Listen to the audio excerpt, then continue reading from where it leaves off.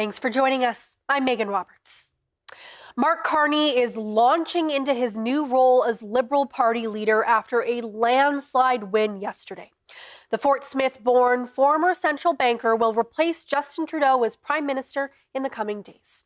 Ashley Burke reports on what it means for the party with a federal election on the horizon. Mr. Carney, when will there be an election? Fresh off the heels of his landslide victory, Mark Carney on Parliament Hill to discuss what comes next. The transition between the Prime Minister and myself, that transition will be seamless and it will be quick. On day one as Liberal leader, Carney meeting with the Prime Minister, then his caucus. I'm really happy today that a new era is starting. I think the party is rejuvenated, re-energized. Wayne Long, the first MP who publicly called on Justin Trudeau to resign, says he's now among the MPs Carney convinced to run again in the next election. He said, look, you could be a part of my team. I would like you to reconsider offerings. Carney's gearing up to send Canadians to the polls, trying to build on the momentum he saw last night after handedly winning the leadership race with almost 86% of the vote. Donald Trump is trying to weaken our economy. But there's someone else who, if he succeeds, will weaken our economy. It's Pierre Poilievre. Carney's never held public office before and is facing an uphill battle. The Conservatives are still leading in the polls, and Canada's in a trade war. Trudeau's former principal secretary helped with Carney's campaign. I think the country could use an election, frankly. I think the country could use a government with a strong mandate to negotiate with Donald Trump. Liberals say they're ready to jump into a quick election. We have signs in storage and they're always ready, and the volunteers in our riding have been working hard for the last number of years.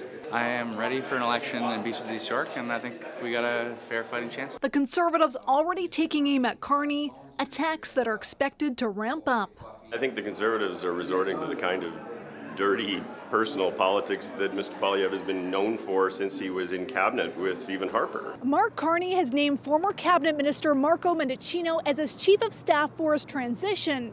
Carney is expected to take office and swear in his cabinet this week. Then sources say he's aiming to trigger an election before Parliament was set to resume at the end of the month, with a vote in late April or early May. Ashley Burke, CBC News, Ottawa.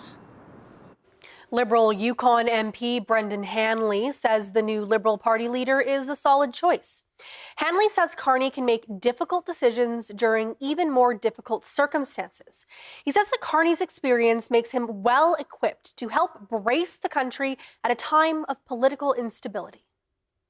This is the person for the moment of where we are as a country, particularly under sovereignty threats and terror threats from an increasingly adversarial U.S. government. So I think there was a general feeling that this is the man that we need.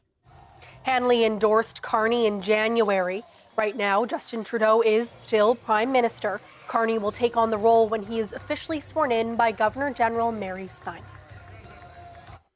And Carney will take the reins in an unprecedented political landscape, one where eyes are on the Arctic and Canada's sovereignty. The chair of Yukon's Arctic Security Advisory Council says there's one big difference between Trudeau and Carney when it comes to economic investment in the North. The one thing I would see about Mark Carney that's a bit different from the past is that Prime Minister Trudeau was very interested in symbolic things, very interested in showing the flag, basically. When the announcement was more important than the thing itself. I think in Mark Carney's case is quite different. I think he's very interested in economic development and unleashing the economic potential of the North as much as possible. And that has good and bad things for the North itself. As long as Northerners are involved through their territorial governments and through their Indigenous organizations, this can actually be a really good thing. Coates says regardless of which party is in power, there's a lot of work to be done to make Northern Canadian communities equitable with their Southern counterparts. You can listen to the full interview with Ken Coates tomorrow morning on CBC's Yukon Morning. Carney's connection to the Northwest Territories is exciting for some Northerners. Stu McKenzie grew up in Fort Smith, where Carney was born. And while Carney didn't spend much of his childhood in Fort Smith, McKenzie says the experience might still give him a different perspective. He would be hopefully more sensitive to that. There's born in the territories, grew up in Alberta, so he's more attuned to that feeling of like Western alienation. He seems like someone who, having worked in multiple countries in multinational and also non-corporate finance things, will have a breadth of experience and perspectives. He'll be open to perspectives that aren't just his own or are international that might apply to our situation. So I get the sense that he will look beyond. The biggest thing I see with Carney as his financial experience is that he will look beyond what is immediate and short-serving. McKenzie says Carney's broad perspective could bring something new to Canadian politics. Whether it'll bring real change for places like Fort Smith is uncertain. But for McKenzie, it's already something worth watching. Beyond politics, McKenzie says Carney's journey is inspiring and shows kids in Fort Smith and other small towns that they can go on to do big things. In 2013. The Yukon NDP made a bold declaration on education today. Its MLAs questioned the Yukon government about its commitment to ensuring safe and inclusive learning environments in Catholic schools. Speaking to reporters after, Yukon NDP leader Kate White dropped a bombshell statement. Joseph Ho has that story. NDP leader Kate White is calling for the defunding of Catholic education. White says it's not fair for one type of religious school to be funded with public money but not others.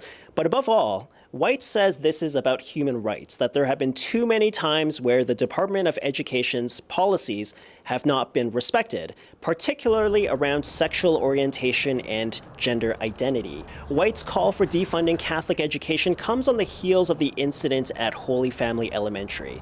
In that case, the principal stepped away, citing interference and bullying by the bishop. And during question period today, the NDP cited a slew of high-profile incidents within the Catholic system. One included a school counselor quitting because she was just tired of pushing back against homophobia and transphobia, and also a homophobic textbook that somehow ended up being used. We also spoke to Education Minister Jeannie McLean. She said her job is to implement the Education Act, and that includes working with Catholic partners. Now, McLean did respond to the NDP's call to defund Catholic education. She said doing so was not in the NDP's election platform last time and not in the confidence and supply agreement. McLean challenged the NDP to run on it in this year's election. The minister also said she doesn't believe in, quote, government on the fly. Joseph Ho, CBC News, Whitehorse. Meanwhile, Kate White's vehicle was vandalized over the weekend in what she believes is a politically motivated attack. Someone spray painted across the hood and driver's side door of her truck and slashed her tires. White says the message appears to say resign or die, though it is misspelled. White is the second Yukon politician in less than a year dealing with vandalism. Speaking to the CBC, she addressed the culprit directly. Well, you tried to scare me, and it didn't work. And you can have your opinions, but you should probably have them in a different way. And maybe you spell check before you go commit crimes. In a statement, Yukon Party leader Curry Dixon called the incident heinous and despicable. Yukon Premier Ranch Blais also just recently issued a statement also condemning the actions. RCMP says it is investigating. The Yukon government has extended the contract for the organization that runs the Whitehorse Emergency Shelter. It comes on the heels of a Yukon First Nation demanding that the Connective Support Society be fired. It's a call backed by the family of a woman who died at the property in December. Jackie Hong has that story. Carmen Melanson's family is still grieving. She was a very loving girl. She cared a lot about her family. And her family loved her. She loved her family. The 21-year-old Nacho Nyack Dun citizen died of a suspected overdose in a housing unit above the shelter late last year. Her First Nation is calling on the Yukon government to fire Connective without further delay. It says there have been too many Indigenous deaths at the property and that Connective is out of chances. Molanson's family strongly supports that call. It needs to stop. The deaths need to stop. Connective needs to go. Their programming in the Yukon is not what they say it is. Connective has operated the shelter since 2022. Its contract was set to expire at the end of the month, but the Yukon government announced this afternoon that it would be extended until the end of June. Speaking to media after meeting with First Nations leaders Friday, Premier Ranj Pillay acknowledged Nacho Nayak Dun's statement, but said it wasn't realistic to immediately give Connective the boot. What happens to whether it's Nacho Nayak Dun citizens or Yukoners tomorrow if we fire Connective? We need a transitional plan to see what that's going to look like. The Yukon government says it's going to use the 3-month extension to finalize long-term agreements. It did not explicitly say if those would include Connective. The NGO deferred comment on the situation to the Yukon government. Jackie Hong, CBC News, Whitehorse. In the Northwest Territories, there's often little support when people return from addiction treatment centers in the South. A new program in Yellowknife is aiming to fill that gap. The Northwest Territories will soon be getting housing made for people returning from addictions treatment. The Transitional Housing for Addictions Recovery program is being run by the Salvation Army. It runs a house in a residential Yellowknife neighborhood, and it'll be able to accept 5 people at a time. Staff with training in addictions treatment will be on site 24 hours a day. It'll be the first program of its kind in the NWT. The Salvation Army is hoping it'll help people who don't have stable housing. So starting in the next short while, we'll be able to take up to 5 individuals at a time here in the house, and they'll stay with us from anywhere from 30 to 90 days, where they'll have 24/7 staff support. And the ultimate goal is to getting each person back into their community and getting them to be the best person that they can be for themselves. The program was funded by a partnership between Ottawa, the NWT government, and the city of Yellowknife. The Salvation Army is hoping to start welcoming residents next month. A similar transitional housing project will open in Inuvik later this year. Nunavut RCMP are investigating a fire that happened in Baker Lake this weekend. The fire occurred at the Hamlet's garage. RCMP said officers noticed the fire around 5:30 Sunday morning. The building was destroyed a few hours later. No injuries were reported, and the cause of the fire is still unknown. RCMP and the Nunavut Fire Marshal's office are leading the investigation. Forced and coerced sterilization of Indigenous people is still happening. The Survivors Circle for Reproductive Justice has supports available for Indigenous survivors. Join the National Registry and access up to $70,000 in healing support funds for individuals, families, and communities. The deadline to apply is March 31st. If you or someone you know has experienced forced and coerced sterilization, please call 1-877-386-0750 or visit reproductivejusticesurvivors.ca for more information.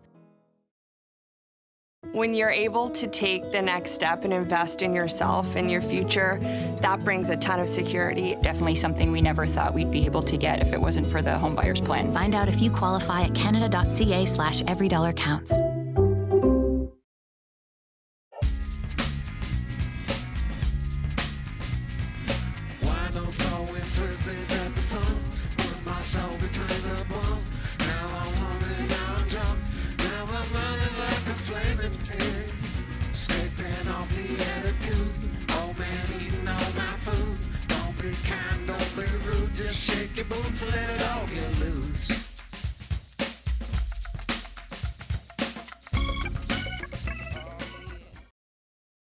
In your once stolen vehicle in West Africa. Jumped in the car and then off they went. I want my truck back. 300% increase in auto theft. 300%. It's organized crime, well-financed. They are selling vehicles that are insecure. They're working on it. We hear that from a lot of automakers. Yeah. We think we found your car. Oh my goodness. Wow.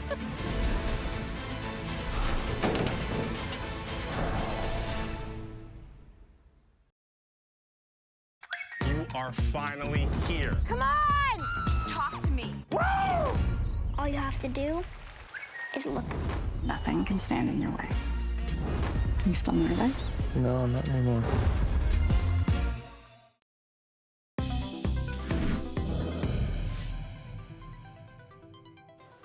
Ottawa is renewing funding for the Inuit Child First Initiative. The program provides money for social, health, and educational support to all Inuit children in Canada.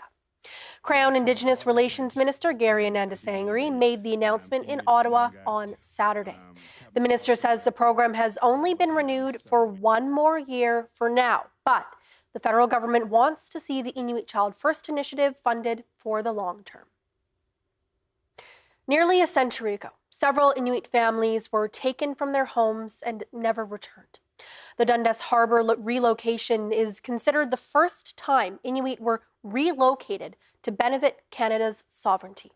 One of the few remaining survivors is telling his story and sharing his journey towards a federal apology. The CBC's Juanita Taylor has more from Arctic Bay. Arctic Bay in Nunavut is the third most northern community in Canada, and it's where Isaac Suyuk lives. Hi, Suyuk. He's getting ready for a historic day to hear the Canadian government apologize for relocating his family and others from Kingate to Dundas Harbour on Devon Island. These jackets are a symbol of his 15-year fight to hear those words. Wow.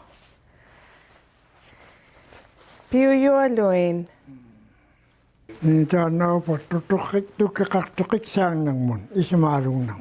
He wore this one when he met with federal officials when negotiations began. If he accepts the apology, he'll wear white for joy and happiness. Suyuk was born in 1939, just 10 miles east from here. His family is among the first Inuit in Canada to be relocated to the high Arctic for Canada's sovereignty. More than 90 years later, their descendants are still feeling the loss and pain from the relocations. In 1934, over 50 Inuit from Baffin Island were selected by the Hudson's Bay Company to move more than 1,000 kilometers to Dundas Harbour, where it had set up a new trading post. The federal government approved the plan. They sailed on the Nisqually to uninhabited Devon Island. The families were dropped off to hunt, trap, and trade and be a Canadian presence in the far north, with a promise from the government to return home after 2 years. Tanna suna wasaglulut utiktatawlaqtu sasagluttiamarinna matatana uwana femmariunaqpa mangatawlorsimaniviningin. When the ship returned, instead of going back to Kingate, the families were dropped off in Arctic Bay against their wishes. Suyuk says his grandmother was devastated. Tanya ningiyuqa aidaw ningiyunguga miananangan. Ang ikasarni kumutatsimunga sikaumu ikigiartuvinyugulua angutinginnami qitaqtaarimi akuniguи maanilaortu ang ikasarni kumun taanatamu nagliginerpaariyakkataikwa. Several families were moved yet again to Hudson's Bay posts in Fort Ross and Spence Bay. 1937? Laisha Kavavauq's family was also relocated.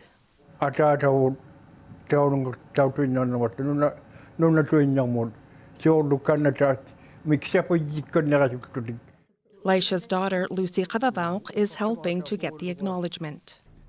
Lucy, how are you feeling about the apology? It's incredible. The biggest thing for them to hear of, yes, we did wrong. For the past 15 years, the Dundas Harbour Relocation Society has been working to get compensation and an apology. It all started with this letter, written by Suyuk himself to federal officials. Sarah Phillip is with the society. She is also a descendant. Us Inuit always say that they adapt very quickly and they forgive easily. That's how they survived.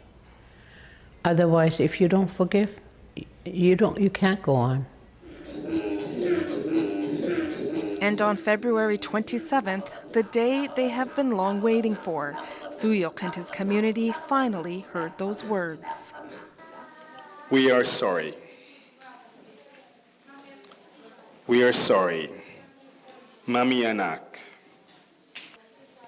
The Government of Canada took advantage of its dominant position over Inuit living in the Arctic and moved them to further its geopolitical goals without due regard to the desires of the relocatees or impact that the move would have on them. The relocation should not have occurred without the informed consent of those to be moved. Where a moment of silence was held for these descendants and for the more than 200 other descendants that have since been found.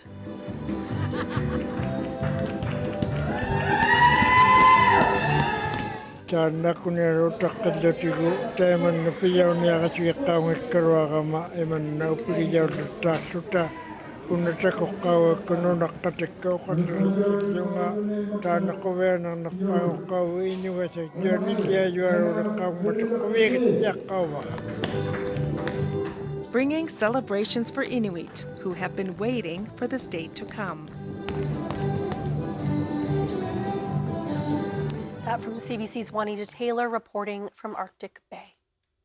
Arctic defense advocates are reacting to the federal government's latest commitment to security in the region. Last week, Ottawa announced more than $2.5 billion in funding to increase Canada's military presence in the north. The money would be used to create 3 new northern military hubs in Iqaluit, Yellowknife, and Inuvik. The CBC's Mahnur Mubarak tells us what people think about that announcement. The hubs will have airstrips and equipment that would support military aircraft operations. Dennis Patterson is a former Nunavut senator and a longtime advocate for Arctic security. He says it's important to invest in the hubs given the security threat from China and Russia. It's time to up our spending on defense and recognizing that our northern border, not just our southern border, is vulnerable to unfriendly incursions. Rob Hubert is the interim director for the Centre for Military Security and Strategic Studies at the University of Calgary. He says that the announcement is good news, as the hubs would help support military aircraft. But he says the timing of the announcement raises concerns, as it comes right after opposition leader Pierre Poilievre announced plans for a military base in the north. And he says with an election right around the corner, Hubert wonders whether this was political theater. I can't help but think that the timing of the decision is more important for the electoral fortunes of the Liberal Party than dealing with Arctic security in a serious fashion. Hubert says the announcement should have been made years ago when the government said it would spend billions to modernize NORAD. Mahnur Mubarak, CBC News, Iqaluit. An all-Canadian research team has reached an active volcano in Antarctica. Deception Island carries a lot of history, and the site also holds clues about a warming planet's future. Susan Ormiston takes us there. Marking their territory near the relics of a former whaling station. Abandoned, like the Chilean and British bases, which were here on Deception Island, before volcanic eruptions in the late 1960s chased them away, leaving Whalers Bay to its natural inhabitants, mostly. What happens in Antarctica doesn't stay in Antarctica. Tom James is the chief scientist of an all-Canadian expedition to Antarctica. He's studying sea level rise. The Antarctic ice sheet contains enormous amounts of fresh water, and as the ice sheet thins and melts in places, calves at faster rates, that's going to affect global sea level change. Antarctica's glaciers are receding and sea ice reached near record lows last month. Both contribute to rising global sea levels at an increasing rate. The planet is changing extremely quickly, and so what we see in the Canadian Arctic is also mirrored in Antarctica. And by engaging in Antarctica, we not only learn about the other pole, as it were, but we also engage with the very large number of nations that are doing Antarctic research. This is where they used to process all the whale blubber, one of a very few examples of a commercial settlement here on the continent. Under the Antarctic Treaty, it wouldn't be allowed today.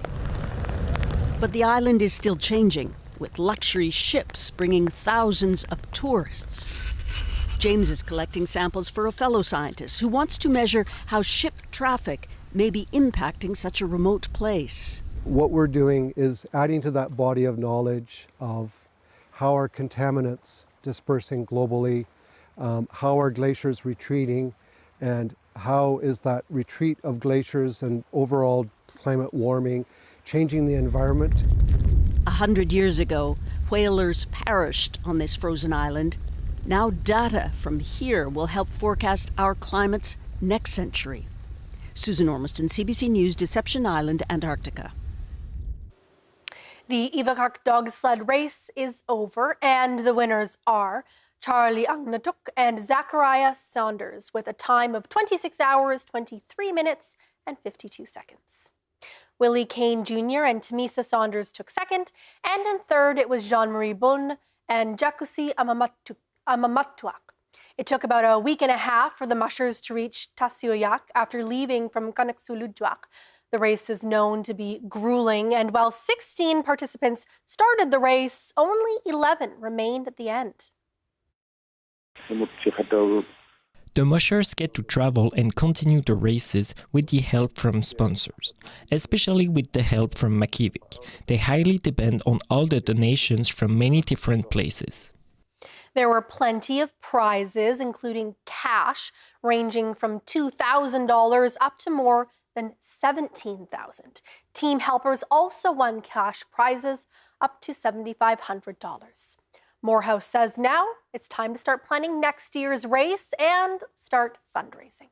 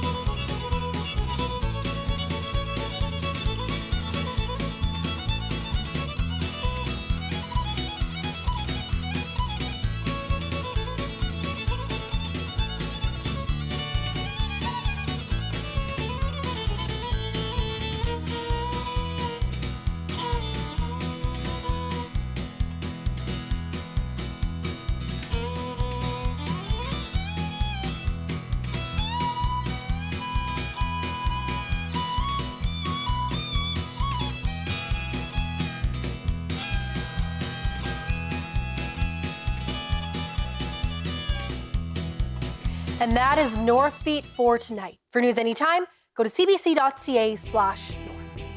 Thank you for watching. I'm Megan Roberts. Have a good night.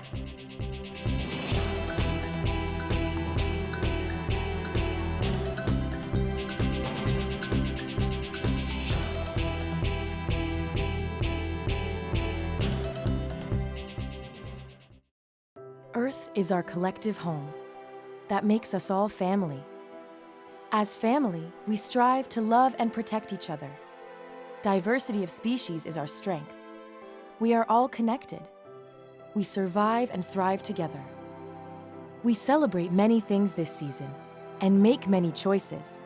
Taking care of our family should be the easiest. We're in this together. One good scheme deserves another. Stay on him. I feel we may be in for a challenging few days. Cheers. Cheers.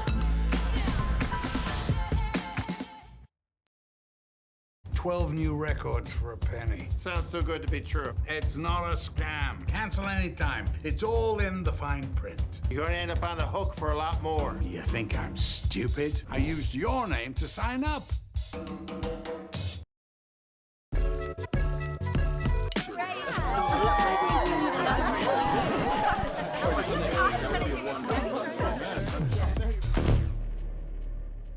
Alcoholics Anonymous. For more information, visit aa.org. Being there means being here. The city is now very still. To share. I do worry about them. Adrienne Arsenault reports on CBC News. Stream free.